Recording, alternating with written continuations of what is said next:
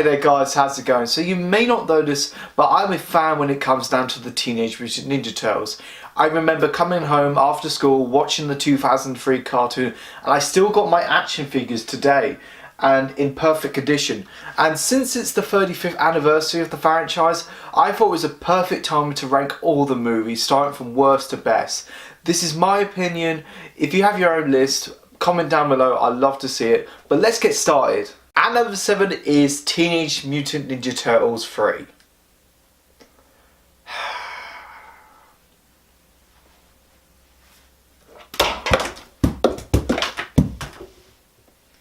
I really can't stand this movie. So after Secret of the Ooze, the fan base wondered who's going to be the villain in the next movie. Is it the return of Shredder, possibly Super Shredder, or a different villain like Baxter Stockman or the Rat King? Instead, we got a massive fuck you to the fans. It's like the writers, the directors didn't know anything about Ninja Turtles and came up with this.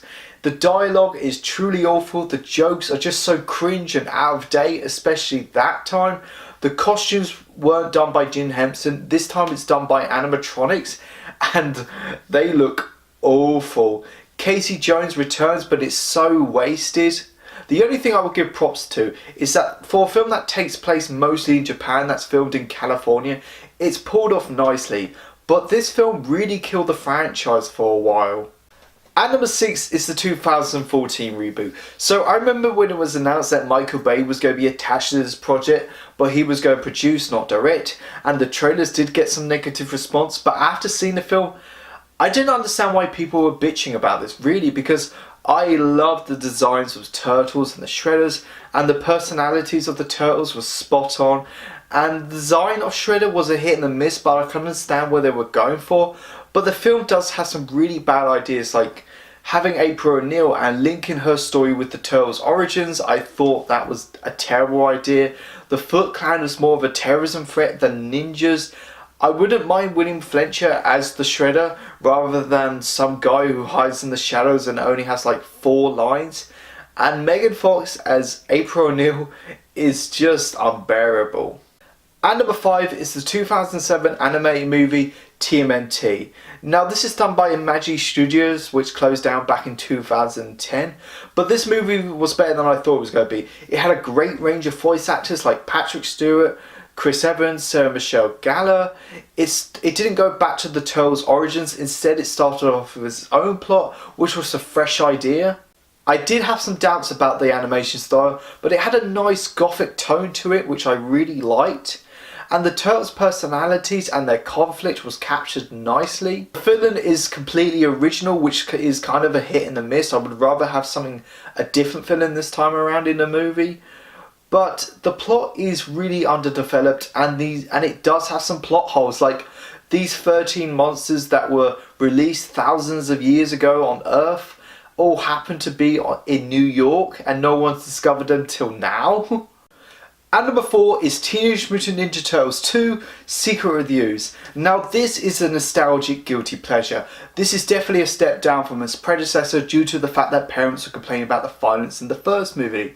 And the film also has so many setbacks, and the film does go for a lighter tone, which is the movie's downfall, but you also got the fact that Casey Jones doesn't return. You have a watered down actress to play April O'Neil. The Turtles don't use their weapons. The Shredder is dumbed down, and the Super Shredder lasted for like 10 seconds.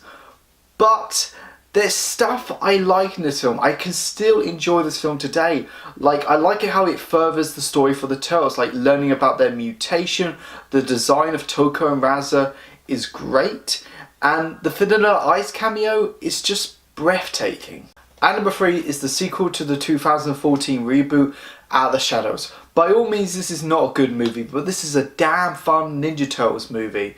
It does have some improvements over the first movie, and it does take some notes over the 80s cartoons. Like, the turtle designs are much more sleeker, April O'Neil is much more likeable, the action is way more fun. We finally got Krang, the Technodrome, Bebop and Rocksteady. Stephen Amell as Casey O'Jones is likeable, but could have been handled better.